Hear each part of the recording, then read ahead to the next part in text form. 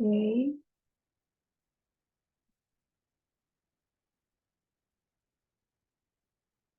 baik. Selamat, selamat pagi, Bapak Ibu. Ini saya akan mempresentasikan hasil saya yang berjudul Analisis Dampak Implementasi ASEAN Jepang Comprehensive Economic Partnership terhadap ekspor kopi Indonesia.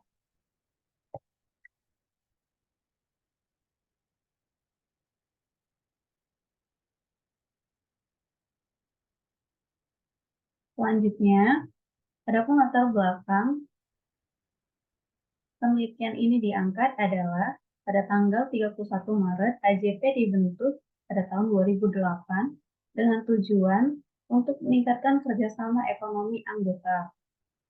Selain itu, nilai ekspor Indonesia pada tahun 2021 mencapai 1,713 juta US dollar, dengan nilai impor sebesar 1,627 juta US dollar. Kemudian nilai ekspor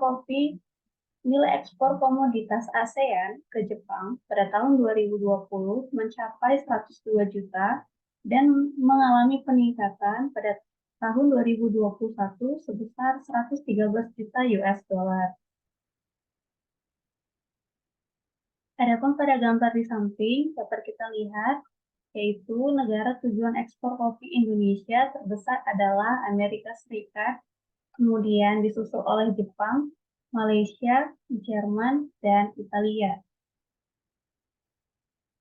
Impor kopi Amerika Serikat dari tahun 2016 sampai 2021 mencapai 1,4 juta US dollar, sedangkan Jepang sebesar 443.065 US dollar, Malaysia 376.520.000 US dollar, Jerman 361.874.000 US dollar, sedangkan Italia 347.365 US dollar. Nah, adapun ekspor kopi Indonesia menurut negara anggota AJCEP dari tahun 2016 sampai 2021 cenderung terjadi penurunan tren ekspor kopi Indonesia di negara anggota AJCEP. Dapat kita lihat bahwa nilai ekspor kopi Indonesia ke Jepang pada tahun 2016 sebesar 86.504 US dollar, sedangkan pada tahun 2021 terjadi penurunan menjadi 65.434 ribu US dollar. Begitu juga dengan Singapura pada tahun 2016 sebesar 15.929 ribu US dollar dan terjadi penurunan pada tahun 2021 yaitu 9.575 US dollar. Adapun berdasarkan latar belakang penelitian sebelumnya menunjukkan bahwa kerjasama ASEAN-China Free Trade Agreement meningkatkan ekspor kopi, coklat, dan kelapa sawit Indonesia. Kemudian ada Brazil mengalami kenaikan pangsa pasar kopi instan di perdagangan internasional setelah memperlakukan non-tarif measurement terhadap negara yang mengimpor kopi Robusta. Kemudian ada negara Vietnam yang perlu mengoptimalkan kerjasama perdagangan internasional apabila ingin mengekspansi pasar ekonomi kopi, ekspor kopi Vietnam. Indonesia sendiri mengimplementasikan Agreement on Comprehensive Economic Partnership among member state of the Association of Southeast Asia Nation and Jepang dengan mengeluarkan kebijakan pemerintah melalui Peraturan Menteri Keuangan nomor 18 PMK titik 010 2018 tentang penetapan tarif masuk. PMK ini diperbarui setiap tahun, namun karena terjadi COVID-19, maka PMK nomor 18 PMK 010 2018 berlaku hingga tahun 2022. Adapun rumusan masalah penelitian ini adalah apakah implementasi kebijakan PMK nomor 18 tentang penetapan tarif masuk memberikan dampak terhadap ekspor kopi di Indonesia. Novelty penelitian ini yaitu berdasarkan model sebelumnya,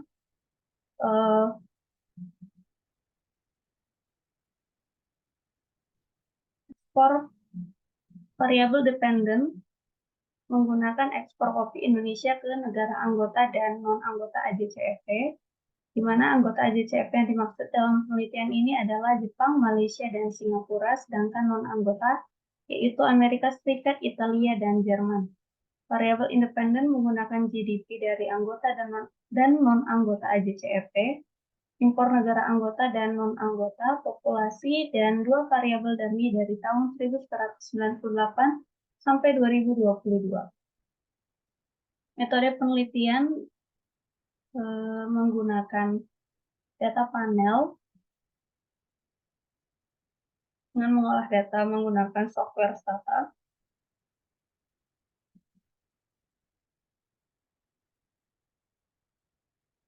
Data penelitian adalah data sekunder yang diperoleh dari Badan Pusat Statistik, International Coffee Organization, World Integrated Trade Solution, and ASEAN Statistics and World Bank. Menggunakan metode estimasi antara fixed effect model, common effect model, dan random effect model, sehingga perlu dilakukan uji Chow dan uji Osman. Kemudian ada uji signifikansi dan uji parsial, uji simultan, dan R-square. Kemudian ada metode penelitian menggunakan metode penelitian sebelumnya dengan beberapa modifikasi. Berdasarkan hasil analisis deskriptif, observasi sebesar 148, adapun variabel yang digunakan dalam penelitian ini adalah variabel dependent bulan ekspor, variabel independen yaitu GDP, populasi, impor, price coffee, variabel dummy di AJCFT, dan DPMK. Masing-masing memiliki nilai rata-rata untuk variabel ekspor sebesar 17,70, GDP 28,182, dan populasi sebesar 17,82, dan impor sebesar 22,20, dan price coffee sebesar 4,25, untuk DAJCFT sebesar 0,304, DPMK 0,08. Adapun uji Chow dan uji Osman menunjukkan bahwa uji Chow memiliki nilai chi-square sebesar 4,37 dengan p-value 0,001 sehingga menggunakan model fixed effect. Kemudian ada uji Osman memiliki chi-square sebesar 21,27 dengan nilai p-value 0,0016 lebih kecil daripada 0,05 sehingga menghasilkan fixed effect model. Adapun hasil estimasi kita lihat seperti ini, menunjukkan bahwa yang berbintang 3 menunjukkan signifikansi, yaitu TEM, fixed effect model dari tahun 1998 sampai 2008, variabel yang signifikan yaitu price coffee, kemudian ada fixed effect model yang dari tahun 2008 sampai 2022, yang signifikan yaitu variabel GDP, variabel populasi, dan variabel price coffee. Selanjutnya ada fixed effect model 1998 sampai 2022. Variabel yang signifikan adalah variabel GDP, variabel populasi, variabel impor, variabel price coffee, kemudian ada variabel dummy DAJCFT. Pembahasan kebijakan DPMK tentang penetapan tarif masuk Indonesia yang disesuaikan dengan perjanjian internasional AJCFT memberikan keuntungan kepada Indonesia sebagai negara anggota untuk melakukan impor, namun tidak signifikan secara uji analisis regresi. Kebijakan ini tapi kebijakan ini mempengaruhi peningkatan impor Indonesia karena hal ini berkaitan dengan adanya free trade area yang tercantum dalam pelaksanaan AJCFT sehingga dapat menghapus hambatan perdagangan tarif maupun non-tarif antara negara-negara anggota yang dihilangkan sepenuhnya.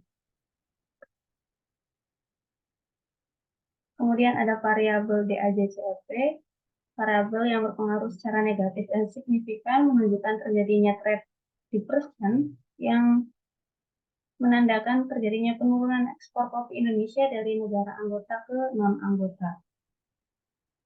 Hal ini juga didukung dengan penemuan bahwa GDP dari anggota dan non-anggota memberikan hasil yang negatif dan signifikan terhadap ekspor kopi Indonesia. Kemudian ada variabel populasi menunjukkan yang hasilnya positif dan signifikan, yaitu jumlah populasi penduduk juga mempengaruhi tingkat konsumsi suatu negara, di mana populasi negara non-anggota lebih besar daripada populasi anggota AJCFT.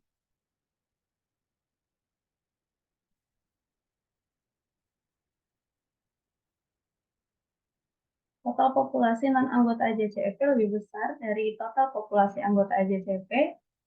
Seperti yang saya sebutkan sebelumnya, peningkatan jumlah penduduk negara anggota dan non-anggota AJCFT dapat meningkatkan ekspor kopi. Untuk memenuhi permintaan kopi masyarakat yang besar dari negara-negara anggota maupun non-anggota AJCFT, biasanya negara-negara ini melakukan impor dari negara yang kelebihan produksi kopi seperti Indonesia.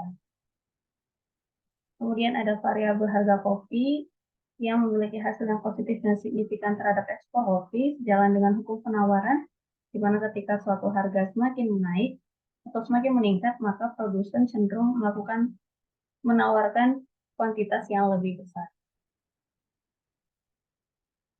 Kesimpulan, dampak implementasi AJCFT terhadap ekspor kopi Indonesia dari tahun 1998 sampai 2022 dengan metode analisis data panel menggunakan fixed effect model. Kebijakan pemerintah PMK nomor 18 tentang penetapan tarif masuk atas barang impor di Indonesia guna mengimplementasikan AJCFT tidak berpengaruh signifikan terhadap kenaikan ekspor kopi Indonesia. Karena PMK ini berisi tentang peraturan yang dikeluarkan oleh Menteri Keuangan yang mengatur tentang tarif bea masuk barang impor ke Indonesia disesuaikan dengan kesepakatan internasional AJCFT. Oleh karena itu, Indonesia sebagai negara anggota AJCFT mengalami penurunan kesejahteraan, khususnya di bidang komoditas pertanian, karena dalam melakukan ekspor kopi ke negara anggota AJCFT, khususnya Jepang, Malaysia, dan Singapura, cenderung tidak mengalami peningkatan signifikan dibandingkan dengan negara non-anggota AJCFT seperti Amerika Serikat, Italia, dan Jerman.